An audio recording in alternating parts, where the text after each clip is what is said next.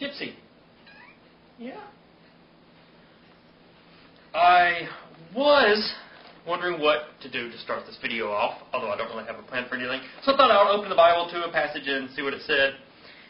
And I was going to talk about the one where Jesus says, "But now take your money in a traveler's bag, and if you don't have a sword, sell your clothes and buy one. For the time has come for the prophecy about me to be fulfilled. He was counted among those who were rebels. Yes, everything written about me to the prophets will come true. Lord, we have 2 swords among us. Then you will have to learn to share," he said. And they thought he was very wise. But I was more interested in the prophecy. Actually, there's another thing. I thought that was pretty interesting if I could find it. Yes, I was looking for something else. Oh, yes. And now I make one more appeal, my dear brothers and sisters. Watch out for people who cause divisions and upset people's faith by teaching them things that are contrary to what you have been taught. Stay away from them. Yes, because other people's teachers are not as good as your teachers.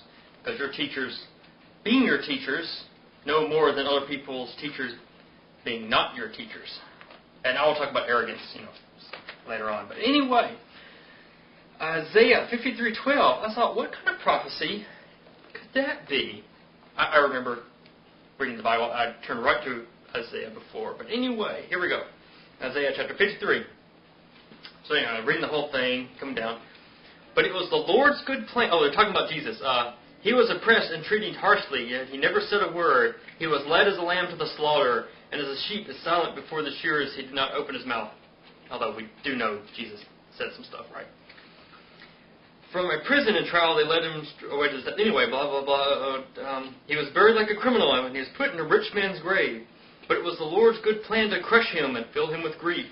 Yet when his life was made as an offering for sin, he will have a multitude of children, many heirs. He will enjoy a long life, and the Lord's plan will prosper in his hands."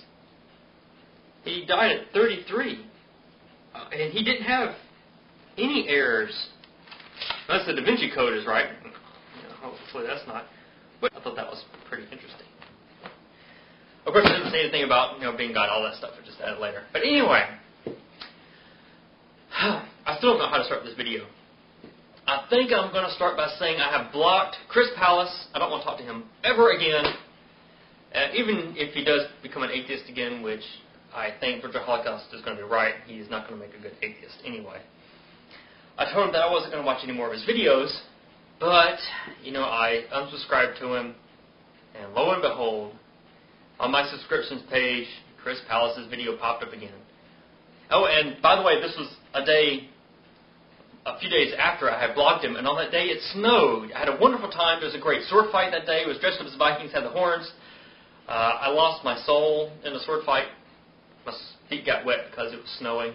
Only day this year it snowed. It was really fun being cold, dressed up as Vikings. I had lots of garb on that I made the night before, staying up late.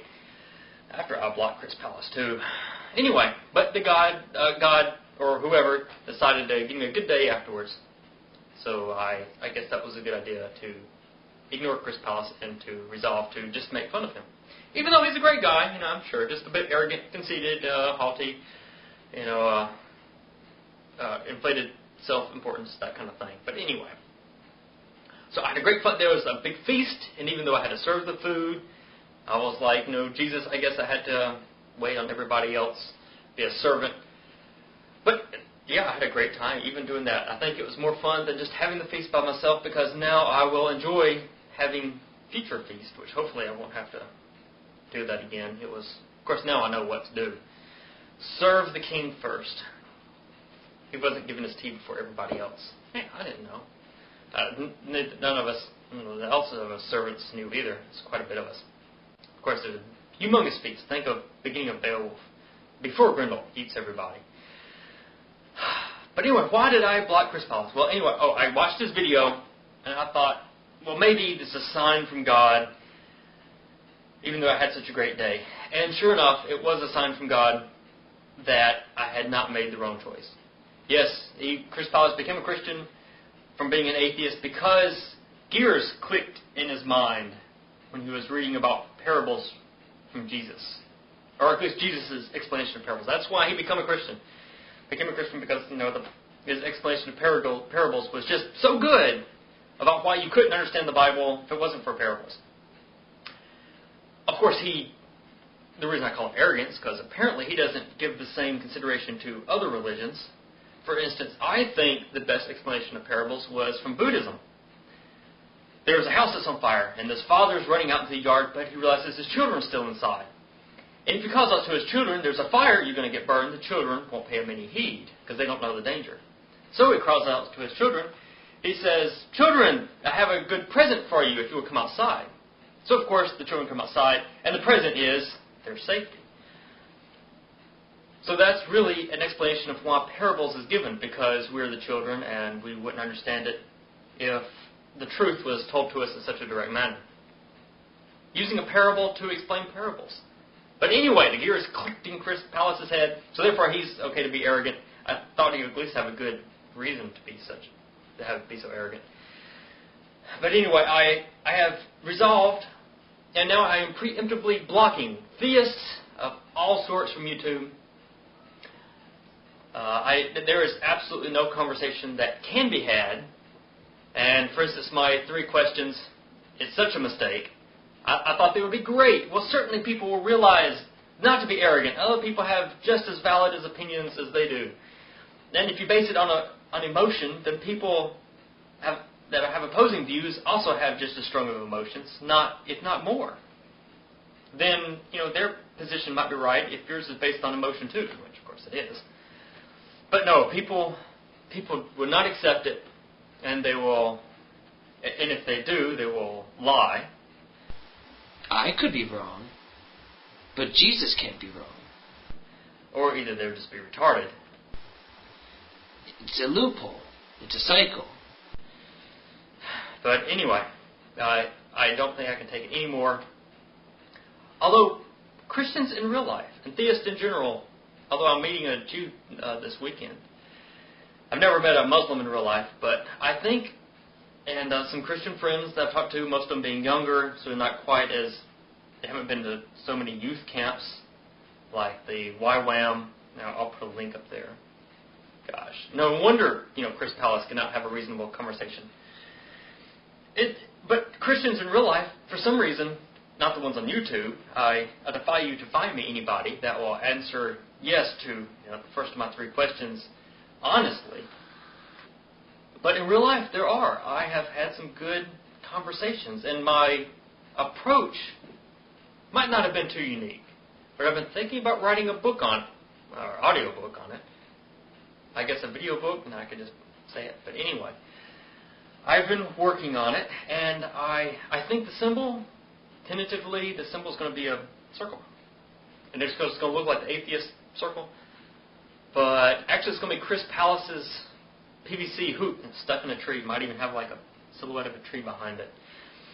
Because the question, I guess the question I want from atheists, no theists, I'm probably going to block you anyway. Although I think there are two theists on YouTube, both Christians, I think, that, they're both Christians, that actually might be able to have a reasonable conversation. I'm not sure. I haven't talked to them. I really don't feel like it anyway, but you can have a conversation with them if you want. But it all comes down to that they're the center of the world. Like Captain Ordinary, I'll put up a link to one of his videos, I think a while ago. He was talking about arrogance and stuff. But they think that a hula hoop, a PVC pipe in a tree is somehow for them.